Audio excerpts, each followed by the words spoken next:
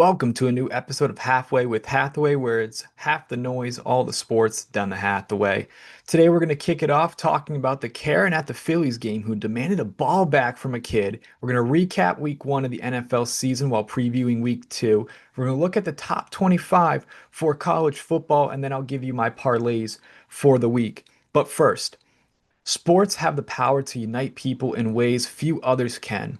No matter where we come from or what we believe, the roar of a crowd or the thrill of a last second play reminds us of our shared humanity. In those moments, differences fade, and what shines through is our passion, pride, and connection to one another. Sports show us that unity is possible and that together we can celebrate something far greater than ourselves. Carmelo Anthony, Dwight Howard, Sue Bird, Maya Moore, Sylvia Fowles, Danny Ainge, Billy Donovan, and the 2008 USA Men's Olympic team were inducted into the Basketball Hall of Fame on Saturday. Congratulations to all these legends of the sport. Adam Silver said that fans who can't afford streaming services to watch NBA games can still watch free highlights, calling the sport a highlight sport. I think that's what the downfall of sports is right there. With all these different types of streaming platforms, different ways to watch, having to pay for so many other like sports just to watch a game. I think that's going to be the downfall of it all. I mean, at this point, cable TV is better than these streaming services because at least you can be able to watch everything that you want to. But now these leagues are money hungry and will only, give out to whoever's going to pay more. So if Amazon's going to pay more money for Thursday Night Football, that's where the NFL is going to transition. And the NBA on Peacock and on NBC, those games are going to be streamed there. So I think that's going to be like the downfall of sports, right? It's just like all these streaming platforms. It's going to make it unable for fans to watch games that they really enjoy. And that's sad because sports should be for everybody, no matter what, and you shouldn't put it behind a paywall. And that's why like things like Stream East succeed because they're just illegally watching games. Not that I watch Stream East at all, but like you just can't really watch too many games, and nobody watches the NBA regular season as it is. Um, so that's a reason why the NFL is kind of trumping the NBA, so to speak, when it comes to Christmas, you know, Day, when, the NFL is starting to play more games on Christmas Day versus the NBA, you could see the differences in viewership. And, that's a telltale sign of where the NBA is kind of going with their regular season and how that's going in the loss of viewerships, which is disappointing to see because I love watching the NBA. I mean, I guess you can go in the conversation about is 82 games too much? Um, so we'll have to see kind of how it's going to play out for Adam Silver with this highlight sport that he calls basketball. Because I mean, I guess you can watch the highlights the next day on YouTube, and which is great. I mean, I used to do that, especially for late night games when I was in school. So you just can catch up on the highlights, but now you have social media to kind of do that for you. You can kind of watch everything that you can at the, touch of your fingertips. Staying on the hardwood, the Big East will release their conference schedule on Thursday at 2 p.m. As of right now, I can confirm some big matchups according to some sources. UConn and St. John's will be playing in February for their two games against each other. February 6th will be at Madison Square Garden, and February 25th will be at UConn. I'm very disappointed in the February 25th game at UConn. I believe that's on a Wednesday. No way should these two teams be playing middle of the week. This should be a primetime Friday, Saturday game, even a Sunday game, because St. John's is a powerhouse with Rick Pitino, and of course UConn, whom I love and wrote a book on and everything. I think the team that's won the last two championships before this prior season. So again, you shouldn't be playing on a Wednesday. You should be playing on a Friday or Saturday. I just think it's disappointing because they're playing at Madison Square Garden on that February 6th. That's a Friday. So it's just kind of disappointing to see that the Big East is going to do that and put a marquee matchup on a midday game. Yeah, there's a few other games that have been confirmed for UConn. for the December games. But just make sure to stay updated on my Twitter. I do keep a lot of that breaking news stuff on there. My Twitter is at Hathaway George 9. You'll see a lot of information about UConn, the Big East, and college basketball in itself. So just stay tuned, hit that follow button if you can, and just stay up to date with everything that's kind of going on in the world of college basketball. This Philly Karen, as everybody's been calling her, yelled at a dad and a son after they got a home run ball from Harrison Bader. The ball didn't even touch her hand. It was just in her area. To me, that's all fair game, right? There's like these unwritten rules of baseball and in sports, right? Especially in baseball. I think there's so many unwritten rules that, you have to follow when it comes to baseball just because of how historic of a game it is and how long it's kind of been around. But like I said, it's fair game. If the ball is within your vicinity, it didn't touch your hand. It's not like somebody took it out of your hand, right? If it hit the ground first, fair game. Anybody can go grab that ball if you really want to. And so I don't know. Shout out the Marlins staff though, who gave this boy goodies from the team store and got a signed bat from Bader post game. Class act from both organizations all around. So super excited that that kid was able to kind of get the ball, get a ball and some goodies and a bat from Bader as well. But you just never take a ball from a kid, right? I've been saying, right? It's an unwritten rule of baseball. I always like was taught and told that like if you catch a home run ball, you always give it, and you're older, like a grown man or a grown adult, whatever. You give it to the kid that's around you, right? Because that's gonna make their day, make their childhood, and those are moments that they'll never forget. Is that you got a home run baseball. Um, so that's why I think that what the Philly Karen did, absolutely terrible. You just don't do that, right? It's a dad and a son trying to enjoy a moment. This was, a few days before his birthday, apparently. So you try to enjoy those moments, with the father son baseball. Again, very poetic, very historic of a sport. So you don't want to be taking that away from a kid, right? You're a grown woman. You shouldn't be doing this. Have some class. That's all I have to say. Speaking of class, Jalen Carter spit on Dak Prescott last Thursday during the Thursday night football game between the Eagles and the Cowboys. He was ejected after the play.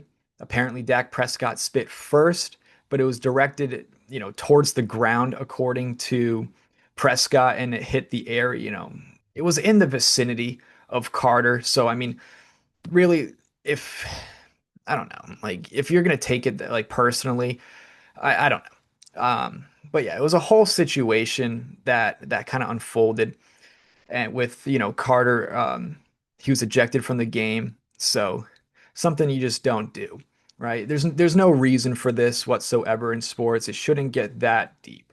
Carter was fined $57,222 for spitting on Prescott. The NFL also said that they are not going to suspend him, and so because he was ejected from the full game, essentially, he literally got ejected after the kickoff. So, like I understand. I personally thought he should have been suspended in like one more game, but what are you gonna do? You can't win them all. So I just think that's terrible. There's no reason for this in sports, regardless of a misunderstanding. Just be the bigger person. The Eagles Cowboys games was suspended due to lightning for about an hour, and the Eagles ended up winning the game 24-20. That hour long lightning delay was brutal. It happened in the third quarter, right after you do like halftime. Then you're suspended again for an hour. So I just think the after the lightning delay, the game was just very boring. Should not have stayed up at all. And so, I mean, I love football, so I'm gonna stay up and watch it regardless. But still, um, no, nobody. It wasn't really that interesting after the lightning delay. So yeah. The Chiefs end up losing to the Chargers in Brazil to start their season 0-1. Xavier Worthy injured his shoulder after colliding with Travis Kelce, and they have to play the Eagles this week in a huge game, a rematch of last year's Super Bowl. So it will be very interesting to see without Xavier Worthy how the Chiefs are going to try to bounce back. I'll explain this later when I give you my picks and my parlays for the NFL Week 2. I don't think it's going to look too good for Kansas City, especially with how the Eagles have been rolling. It's going to be a great game regardless.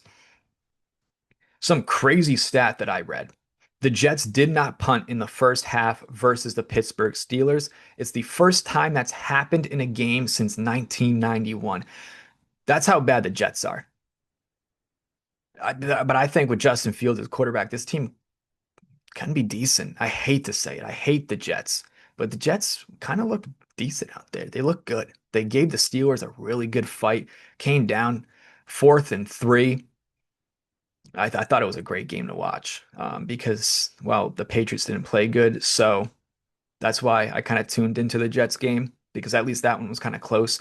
But the Patriots played like garbage in the second half. It was absolutely terrible. I was not enjoying the second half. The first half, the Patriots looked decent though. I won't lie. I thought the that front line for the Patriots defense really held Ashton Genting, contained him into the inside, so he couldn't really bounce off to the outside and make some yardage. I really enjoyed how that Patriots front line played. However, I can't say the same about the secondary. They just could not defend or stay with the coverage whatsoever. I mean, at one point it was a 3rd and 20, and somehow Geno Smith threw for 330 yards and picked up 36 yards on that play. So I think that with how the Patriots secondary played, they need Christian Gonzalez back so bad. It's it's absolutely insane. The Giants do need to start Jackson Dart, however, over Russell Wilson. I thought Russell Wilson played terrible for the Giants. I know a lot of fans are calling for Jackson Dart to come up. It's just not a good time to be a New York sports fan right now. Anthony Volpe is not playing well. Russell Wilson's not playing well. Need to start getting some guys rotated in there. But the Ravens Bills game was chef's kiss. Absolute cinema, if I do say so myself. Right? I mean, down by 15 points with 4 minutes left in the fourth quarter. Josh Allen proving why he's the MVP. That's for sure. I thought JJ McCarthy didn't play too well on Monday night against the Bears. Caleb, I thought Caleb played really well for the Bears. That was a close game, too close for comfort. If you're the Vikings, they should have blown out the Bears. But who knows, right? That NFC North, it can go any which way. Especially when they saw the Packers Lions game with the Packers getting the win. Who knows what the NFC North is going to look like?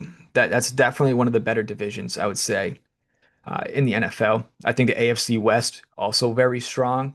The Chargers played really well. The Chiefs are the Chiefs, so of course you're going to expect them to be atop of the AFC West.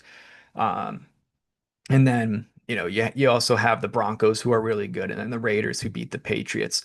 So, like I said, some really good divisions right now in football, some teams that you wouldn't expect to play too well.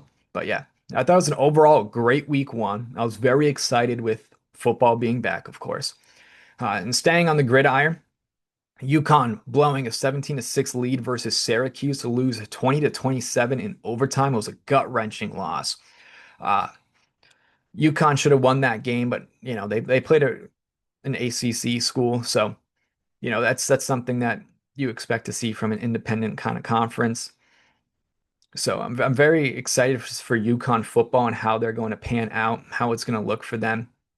But speaking of gut-wrenching losses, Florida losing a bye game to UCF 18-16.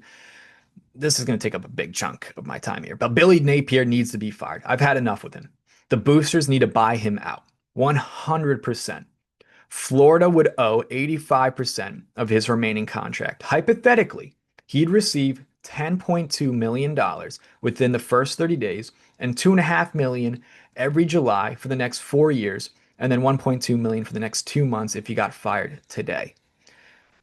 And with 2 minutes left in the ball game, defensive tackle for Florida, Brendan Bett, was ejected for spitting on a UCF player. I mean, come on, what's going on, everybody, right? This is the second time I've talked about an NFL football player spitting on somebody else. Keep your bodily fluids to yourself. Pause. Mississippi State upsets number 12 Arizona State, and 18 Oklahoma beat 15 Michigan. Ohio State and Florida State both put up 70 plus points in their cupcake games this week. And for the top 25, I'll go run down the list. You have Ohio State, Penn State, LSU. That's the top three. Then Oregon at 4, Miami at 5. Number 6 at 6, Georgia. 7 is Texas. 8 is Notre Dame. 9, Illinois, who moved up again. Very shocked to see Illinois being a football school right now. 10, Florida State University. At 11, South Carolina. 12, Clemson. 13, Oklahoma. 14, Iowa State. 15, Tennessee. At 16, Texas A&M. Ole Miss is at 17. UCF jumped into the top 25 at 18. Bama moved down, is at 19. Utah moved up to 20. Texas Tech at 21. Indiana at 22. Michigan at 23. 24 is Auburn, and 25 is Mississippi. So that is your top 25 for the college football season. And the moment everyone's been waiting for, I know, is Hathaway's hot hands. Last week, I went 12 and 7 with my picks. So it was pretty decent. I listen, over 500. I don't have a losing record going into week two. So I'm really excited about that. That's for sure. But for my week two picks for Thursday night football, I have Packers over the Commanders for Thursday night football. Cowboys are beating the Giants. I have the Bills over the Jets. 49ers are going to beat the Saints. Ravens are beating the Browns. Cincinnati beating Jacksonville. The Rams over the Titans. Now, this is a tough one. This really is because the Dolphins played like garbage. The Patriots also played like garbage. So call this a toilet bowl, if you will. It's in Miami. Patriots historically don't do well in Miami. I don't like Tua at quarterback. I don't think he's that good of a quarterback. I love Drake May. I love the Patriots, as you can tell. This is, like I said, a very tough one for me. However, I'm going to take the Patriots over the Dolphins for week two. I don't think the Patriots go 0-2 to start the season. No way. I do have the Steelers over the Seahawks. Detroit beating Chicago, which is really tough for both of these teams playing an NFC North division rival team, back-to-back weeks. I think that's really tough to kind of start out your season. But I think that builds character as the season progresses. We have a short season. So, there's only 18 weeks in the NFL. So, kind of getting these early on is a really good test for a team, especially like Chicago, who is historically terrible. So it would be good. But I think Detroit beats them. I have the Cardinals beating the Panthers, who I thought the Panthers were going to be somewhat decent, but that's on me for not knowing football, I guess. Broncos over the Colts. This is a tough one, I think, because I think Danny Dimes, he looked good in a Colts uniform. I mean, he looked like the second coming of Peyton Manning, right, out there. But I do have the Broncos winning there. I like Bo Mix. RJ Harvey as well. Very good running back. Eagles beating the Chiefs. Minnesota beating the Atlanta Falcons. I have the Bucks plus 2.5 over the Texans. I think this one will be a really good game. One of those tough games to kind of watch. But I'm going to take the Bucks on the spread there to cover 2.5. I think they can do it. And then I have the Chargers beating the Raiders. My touchdown scores. Now, this is something I kind of struggled with looking at, but my touchdown scorers for the week is going to be Tyler Warren, Javonte Williams, Derrick Henry, and Breece Hall. And it's just a reminder, it's half the noise, all the sports, done the Hathaway. I'll catch everybody next week. Thank you.